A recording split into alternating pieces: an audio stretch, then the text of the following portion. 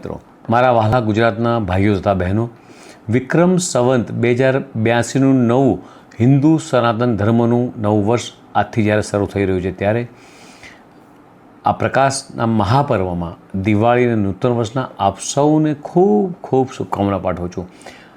આપણા અને આપના પરિવારમાં સુખ શાંતિ છવાયેલી રહે, આપનું સૌનું સ્વાસ્થ્ય ઉત્તમ રહે અને આખું વર્ષ આપ પ્રગતિના પંથે બિરાજમાન થાઓ તેવી આપ સૌને અને પ્રભુને પ્રાર્થના. દેશના યશસ્વી પ્રધાનમંત્રી માનનીય મોદી સાહેબે જે વિકસિત ભારત 2047નું જે સપનું જોયું છે, તેમાં 6.5 કરોડ ગુજરાતીઓ અગ્રેસર રહે તેવી પણ પ્રાર્થના. વિકસિત ગુજરાતથી વિકસિત ભારત બનવાના આ સંકલ્પ લઈ આપણે સૌ આ નવા વર્ષમાં આગળ વધીએ.